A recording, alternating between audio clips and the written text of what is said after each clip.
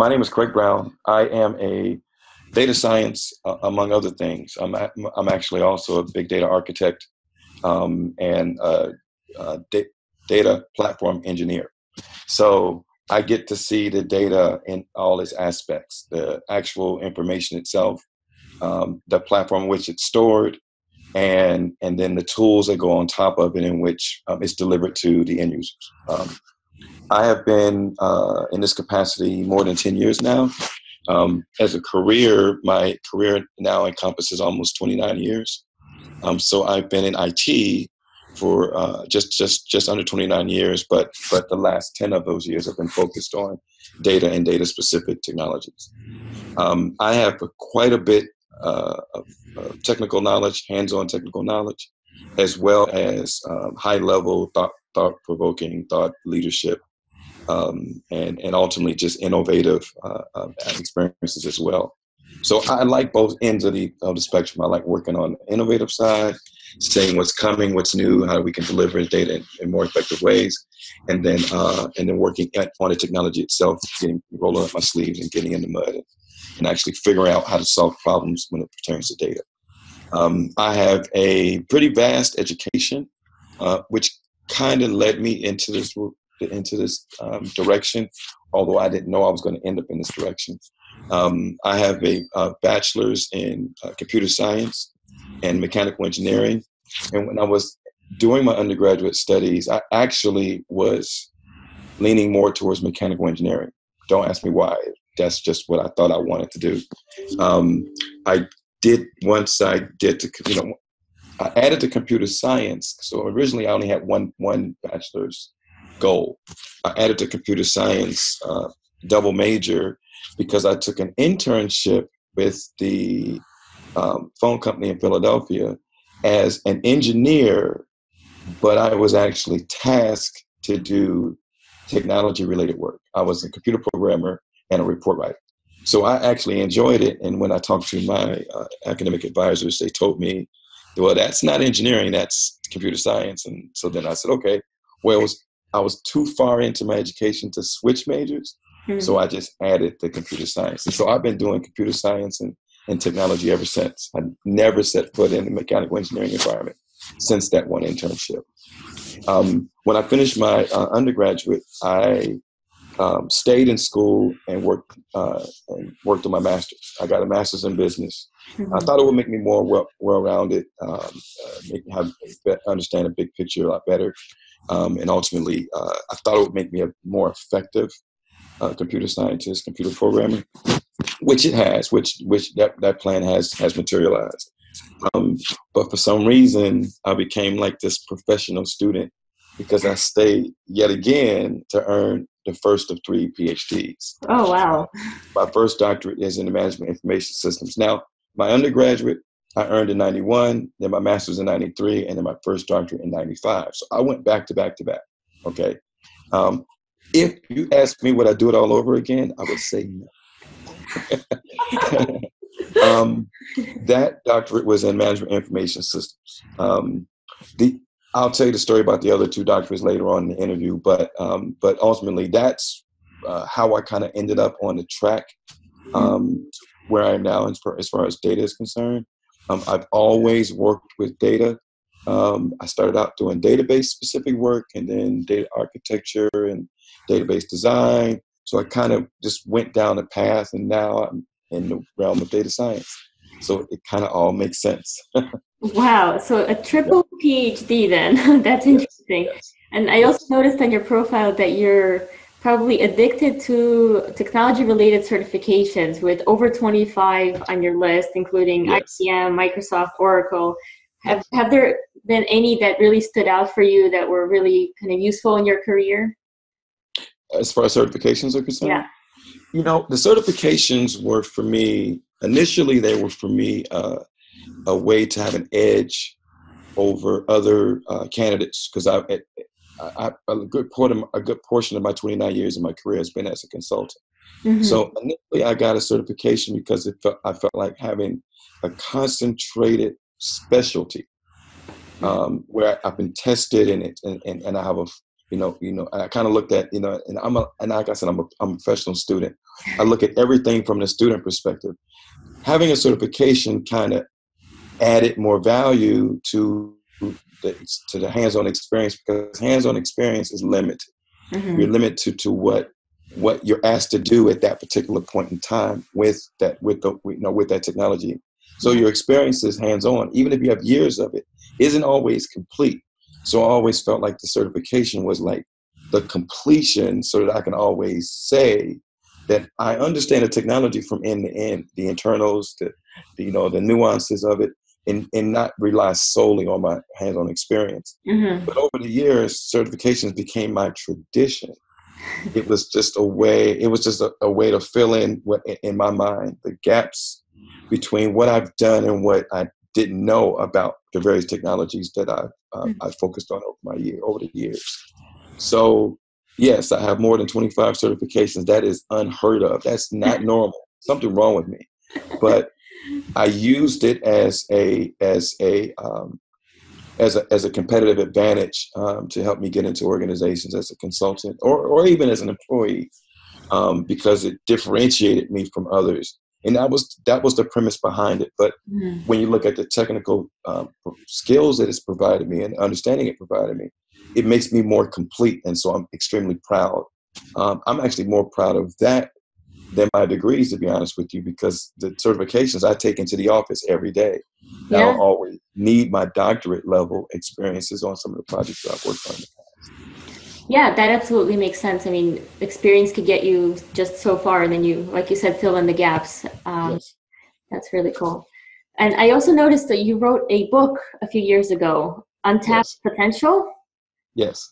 Can you just talk more about the book and what can readers expect from it? Sure. I'm very proud of this book.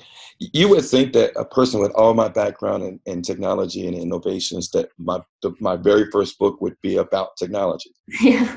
That book is for people, regardless of whether they're technology people or not, to help them understand a way to tap into their true core competency, their true skills, Mm-hmm. and move forward and continue to elevate themselves. So so anyone who reads that book can expect to learn some tricks to the trades on how to get to the next level, regardless of what level you're currently at, whether you're a low level programmer or even just maybe a receptionist in a corporate environment. How do you get to a senior executive position? Mm-hmm. I don't get into the specifics about any particular positions, because it's not about the position. Yeah. It's about taking oneself and elevating them to the next level, whatever that is. And I use some examples of myself and how I've grown. And the book really talks to tapping into your true skill set Mm-hmm. and developing your skill set into something that has a lot of value proposition for any organization looking for someone in the means in which you can help. Mm-hmm. Great. Yeah, I'm going to include a link to the book in the video description so people can find Good. that. I think on Amazon, right? That's where they Yes, find it. yes. That's Great. awesome. I appreciate that. Thank Of you. course. So I did have a question for you about your biggest accomplishment or what you're most proud of. And I think you have so much that you could be proud of, but what would Yeah. you say was the highlight of your career or personal life so far? Sure. I think that I'm going to answer that in two ways. One, I'm going to answer professionally, and I'm going to talk about some technology that I'm extremely proud of. And then I'm going to talk about personally. So professionally, I'm extremely proud of some of the projects that I've had an opportunity to work on that are huge in nature. For example, I worked at Sprint PCS some years ago when the introduction of the cell phone was being brought to market, right? Yeah. And I was a key member of a team that actually helped launch, what was Sprint PCS, then turned to Sprint, then turned to Nextel, and it's a Yeah. long history of where it's come since then. But in the late '90s, that is something I'm extremely proud of. And I have several other projects that I worked on that were the first of its kind. Um, And so in my background, besides the technology, besides the innovations that I've worked on, the projects themselves have been extremely unique in nature in some cases. And I get to say, I was part of the team to bring something to life, whether it was an entrepreneurial thing or if it was just an enhancement of something. So personally, I'm extremely proud of the way I've governed my career. One of the things that has driven me up to this point is getting as much diversity in my background as I could. The economy changes, and as the economy changes, so does the needs of corporations. And if corporations is how you make a living, then you have to be relevant. This wasn't by design. It was kind of one of those things I would fall into a hole and figure out how to never fall into that hole again. And so having a skill set that was wide and diverse always kept me relevant in some way, shape, or form. So I've always been able to grow, even when the economy was not doing so well and hiring was extremely difficult. And when the economy like it is now, it's extremely flourishing and it's productive, and there's investments being made in the future, and being able to be a part of those as well. Setting myself up to win is primarily, one of my ambitions, one of the things that help get me to where I am now.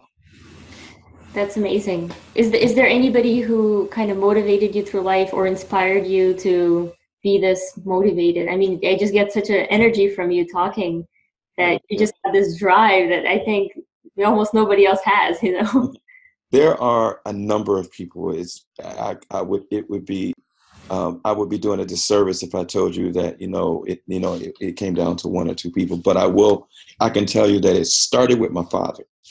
My father pushed me, and when I was a teenager, I didn't understand it. Actually, I wasn't extremely fond of some of the techniques he used to motivate me, but I can truly appreciate that now, because now I can see it for what it was. Grades were I was not an A student in high school, but I was an A student in college. Okay. And what kind of flipped the switch was, in college, I finally got it. In high school, I was a knucklehead. I was like most teenagers. We think we know more than we actually do without the experience. But college was an eye-opener for me, and I really understood the purpose behind, good grades and focus and study. So it started with my father, and I think that's my foundation. But along the years, I've met a number of executives and other professionals that have guided me. I was a part of an organization called BDPA in the early to mid 90s, Black Data Processing Associations, and that was an organization for minority students who were computer savvy or I would say technology related goals. And so I was talking to other people like me in the same field who could help guide me, and that's actually how I learned how to become a consultant. So between some nonprofit organizations that I've been a part of in the past, and some people that I've come in contact with, it takes a village. I can attest to that. But my father definitely set the foundation for which I think a lot of things happen. Great, that's amazing. Great. So the last question I have for you today is more about you and what you like to do outside of work. So what do you enjoy doing in your spare time, if you have at all? That is a good question. Now, I'm going to answer the question, but it's going to sound like more work, right? Since around 2009, 2010, I got addicted to this thing called social media. Now, at the time I was growing this addiction, my reason for using social media was to help. I was a coach. So what I do in my spare time is I coach and mentor young kids. Okay. Either sports or in computer classes or in pretty much any way I can. But I used social media back then to kind of let people know I was doing it, to kind of find, students who needed my help. And so I started, like getting the word out about a variety of things, and, I can help with this and I can help with that. And that turned into this massive networking activity that I spent probably about maybe 10 to 15 hours a week working on. So when I'm not actually working on my job, And if I'm not actually mentoring or helping, I call them kids because they're all, kids to me, but high school students, college students, help develop career paths and ultimately find ways in technology arenas that they can fit.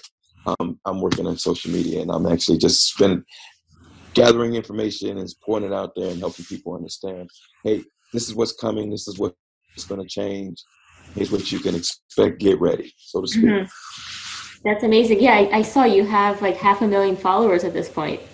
That's really impressive. I have 500,000 followers on LinkedIn and probably just as many on Twitter. Yeah, Wow. it's pretty interesting. Yeah, I don't know why they follow me, but it must be something I'm saying that they're interested in, because I'm that sure they're wasn't. seeing values.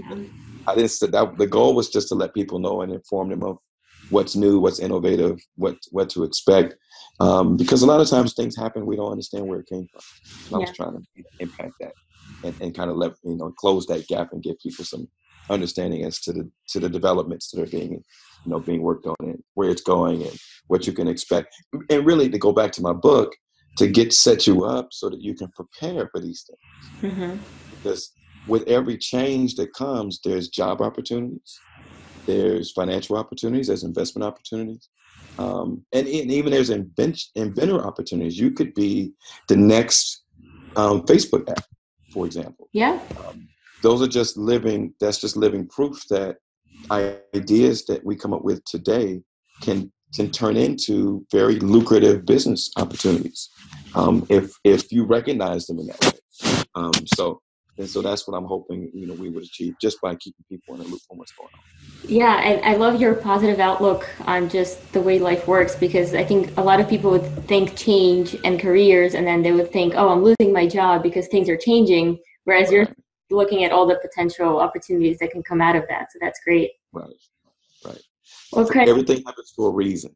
yes. So if you find yourself in a jam, if you were a victim of a layoff, that's an opportunity for you to fine tune something in your background to go to the next thing that's waiting for you. Turn a negative into a positive, and always look at things from a positive perspective, and you'll find that you'll look back and say, I'm glad that happened to me, because if it hadn't, I wouldn't have gotten to this point. As long as you're driving towards the things that you're interested in and that you're in it, like those are always motivating things to endure whatever hardships come along the way. Yeah, that's great advice. And I definitely have had moments in my life where I thought something really bad was happening, but then it ended up that it's Yes, not really good because that didn't go through. So yes, yes. that's a great advice. Craig, thank you so much. It's been really great getting to know you, and you have a really amazing background. I hope people find value in this conversation, and thank you again for making time for this.